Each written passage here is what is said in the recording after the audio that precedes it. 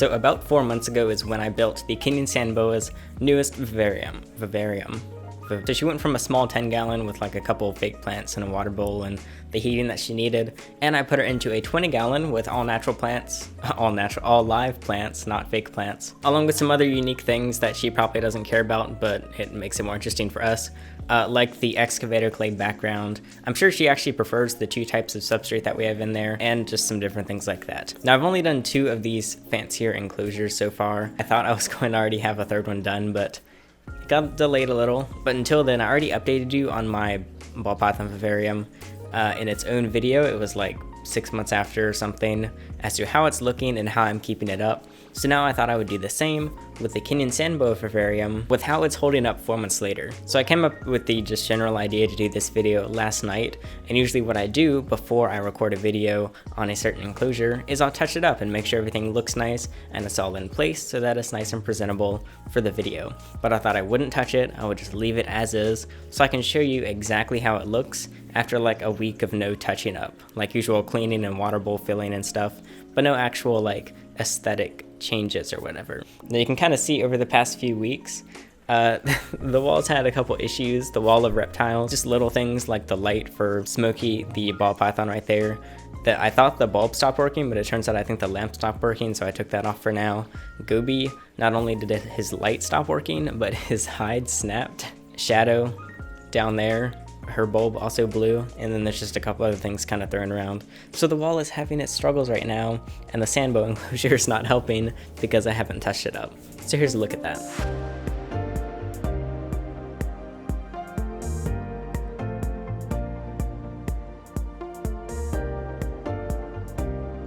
Now keep in mind, I didn't just throw the plants in here.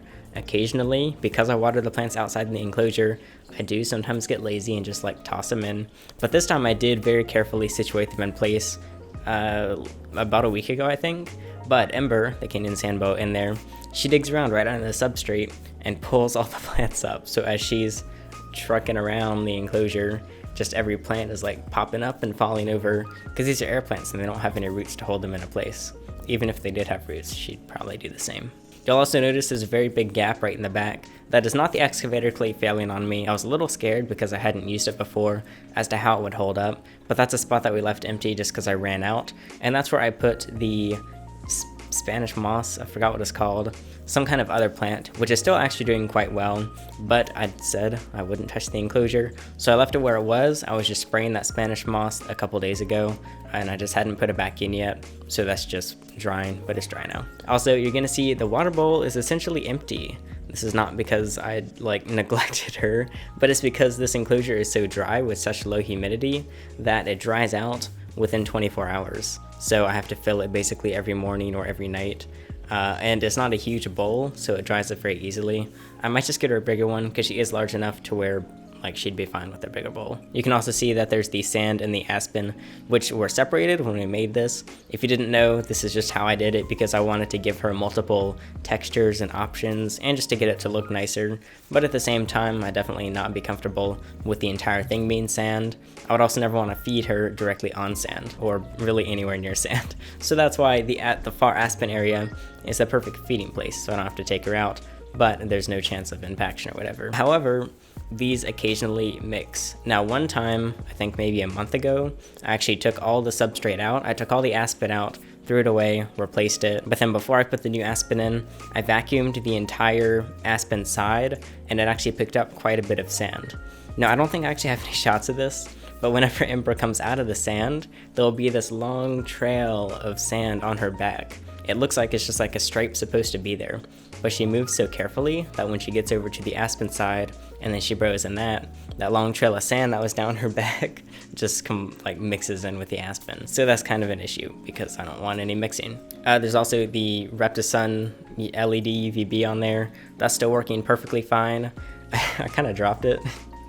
So it has a very small crack in it, but it's not a big deal. It's just a crack in the plexiglass. You can't even see it or notice it really, so just don't drop your panel, but it's pretty sturdy for that to be the only damage. And then the probes, I've just started moving the probes from my thermostats from the inside of the enclosures to beneath the enclosures.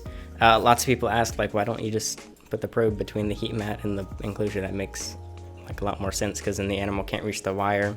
The issue is I'm using a lot of Zoom Med heat mats, and some of them are stuck to the bottom of the enclosure, and the top and bottom of the heat mat are different temperatures, but like you can just set the thermostat higher or lower to compensate for that. I don't know why I didn't think about that. But yeah, so I'm just resituating a couple things like that. So there we go, that's a look at that. Next thing I'm gonna do is actually do my little neatening up of it, so you can actually see how it looks and basically how good it can look compared to how it originally looked. So before I do that, would I make an enclosure like this again? Yes, but there's a couple things that I would do differently. I definitely use excavator clay again. I definitely use more of the panels.